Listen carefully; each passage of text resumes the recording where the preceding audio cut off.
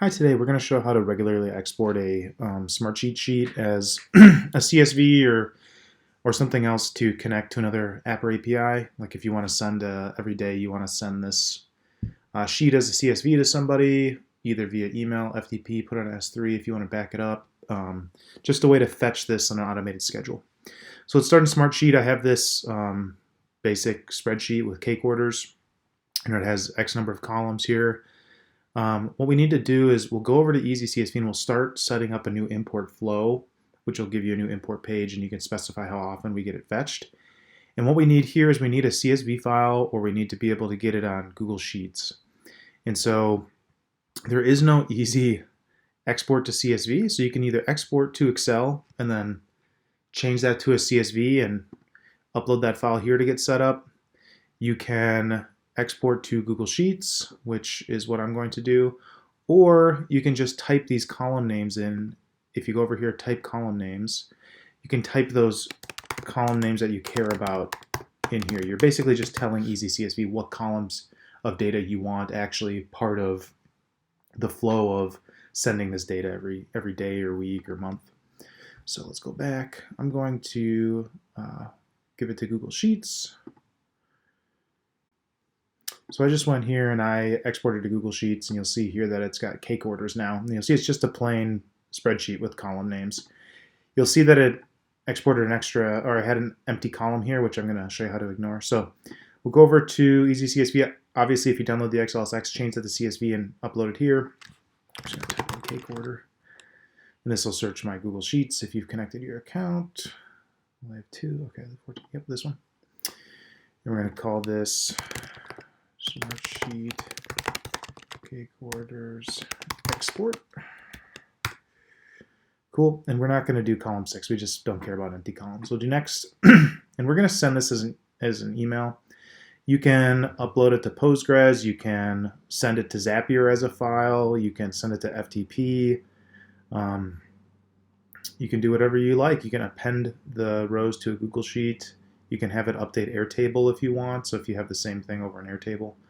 But most people do FTP or email, or send the file itself somewhere. So now once you do that, you get this import page where you could drag, an export of the cake orders over here to do some testing, but we're actually going to do some automation. So the first thing we're going to do is we're going to go to Scheduled Fetcher, and this is how you can say how often you want the Smartsheet sheet pulled. So we're going to say every 24 hours. We're going to go down here to Smartsheet. You're going to have to connect your Smartsheet account to Easy CSV, and then you'll just search for the sheet again. Cake orders and cookie orders. So we'll save that.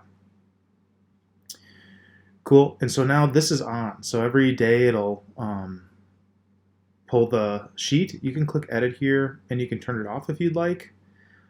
And you can force fetch to test. So like if you're doing some testing, you don't have to wait the 24 hours. So in the import flow, you'll see this middle stuff. You can filter out data you don't want, like if there's certain rows of maybe unfulfilled orders in our case, or something else where or there's like a totals row, you can filter out some rows. Virtual fields are where you massage the fields. So like if you want to combine, order ID and deliver on into one value or something, you can do that. And then the bottom is where the data is going to go. In our case, we're sending a file via email. So we want to enter some 2 emails. So we'll send cool. You can specify everything about the email. You can specify the file name, output, save. Cool. And now it's ready. So if you did a force fetch, it would go grab Smartsheet and make an email.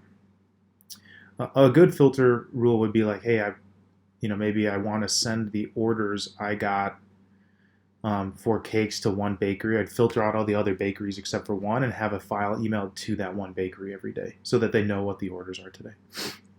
Cool. And so the output file looks just like the Smartsheet file. You can turn off columns if you want. Like if you don't want primary column, you can just turn that off. Go back to the import flow. And you'll see there's no primary column down here. And then if you want, to rearrange the file, you can. And any virtual fields you make, like if you add something else to it, like let's say you want to make some static field that's like from business, which will always be your business name, you know. Right, we can save that. And that value will be the same for every row. And you'll see it'll be down here from business. Right, cool. Let's delete that column 6 again. I think it made that when I did the spreadsheet again. Cool. And so that's kind of how you just grab Smartsheet on a schedule. Let's do a force fetch here. If you're on the free plan, you get 3 rows.